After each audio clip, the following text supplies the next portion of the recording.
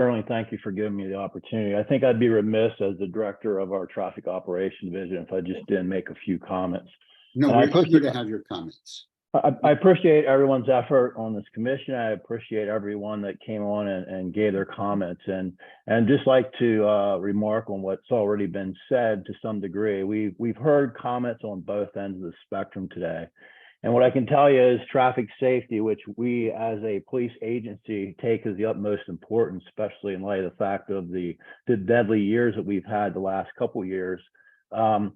It's going to take a holistic approach on traffic. There is so much in this report about moving to automated traffic enforcement, but I just want it to be, the data speaks for itself in the sense, and I know Christy is a huge proponent of it. The data and the factors that contribute to fatal accidents are speed, distracted driving, impaired driving, occupant safety. That being said, our automated traffic enforcement, it deals with one component of all that, and that's speed. It's not going to stop distracted driving. It's not going to stop impaired driving. It's not going to stop occupant safety. All behaviors that we need to work on curbing. And that's going to take the efforts of traffic enforcement. I keep hearing, and what's important, and when we talk about data is factual data. We keep hearing about how Montgomery County Police have 100,000 traffic contacts with people a year, which makes it a high volume interaction between the public and the police. I can tell you 2019 was the last time we had numbers anywhere close to that. Last year, we had under 36,000 traffic contacts.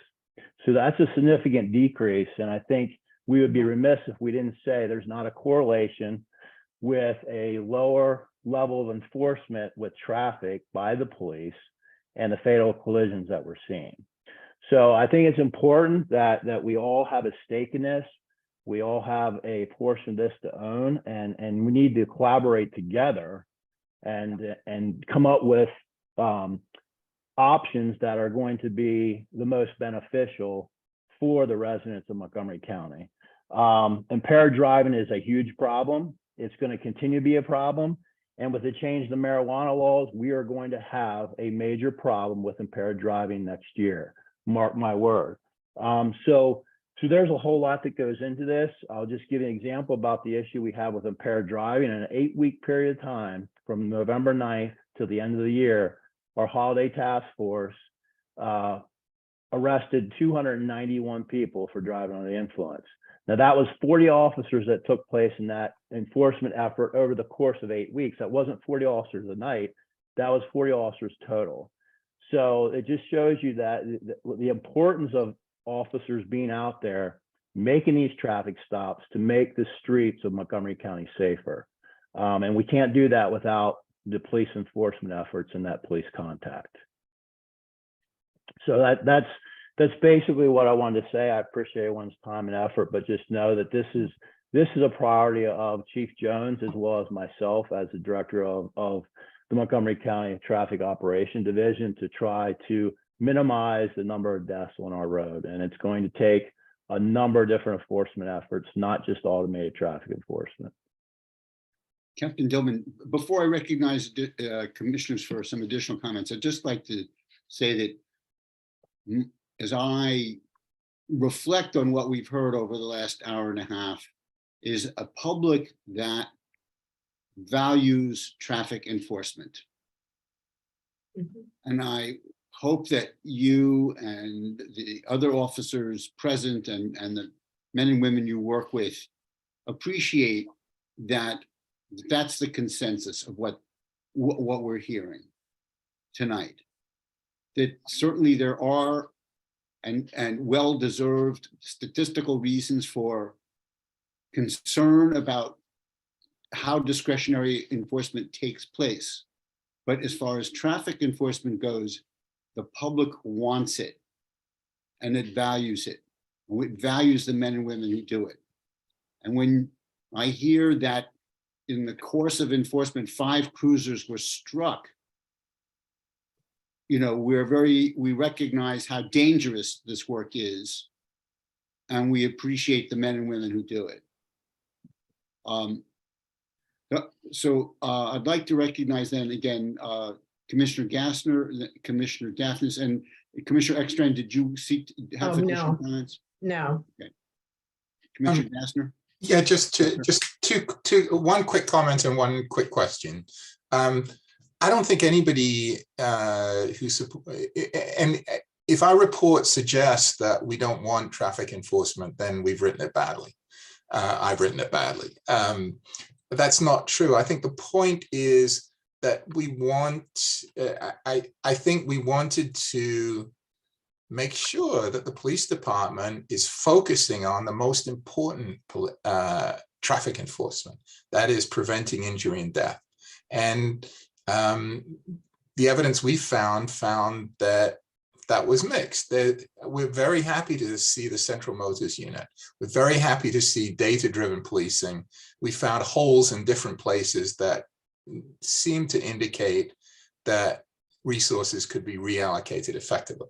So that's point one. And point two, I'm fascinated to hear that stops have fallen by 2/3. Can you give us a little bit more of an explanation of what's going on? I think there's a number of things going on. I think we ran into the post George Floyd as well as the pandemic issues. A lot of public scrutiny against the police. We had a lot of time where we didn't interact with the public as much because of the pandemic. And as Chief Jones illustrated, we are about 127 sworn police officers down. That's a significant number down. And our calls for service last year, so in 2021, we had 187,621 calls for service dispatched to our police officers. In 2022, we had 193,305. So we continue to have calls for service. We have a continued amount of officers who or a diminished amount of police force. So our enforcement efforts have significantly decreased as a result of a number of factors. That's why you see a lot of those numbers coming down.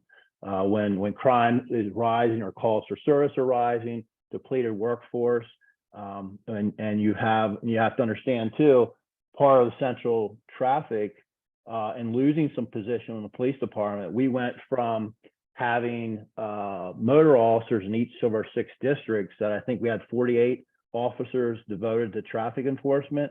We're now down to 26 as a central traffic unit.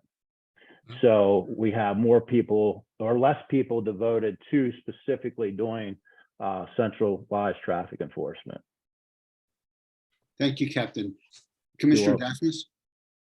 Yeah, I just wanted to note that, one of the reasons, aside from, reducing any bias, to move more towards automated enforcement is that it is a way to better focus the human resources that you have. And the thing I would note is that, you talked about the success of the drunk driving or impaired driving task force. I think the interesting thing about that is that those have been shown to be very effective at the national level. And some things that people don't necessarily know is that that's not just a Montgomery County thing. There's actually a nationwide campaign that leads up to most of these sort of task force, kind of operations. I think by pairing some of your special enforcement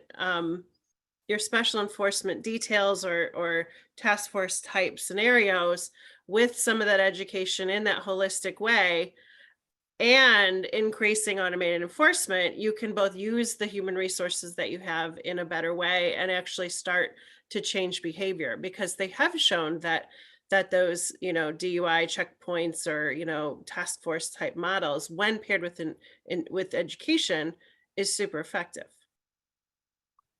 Thank you, Commissioner Daphnis.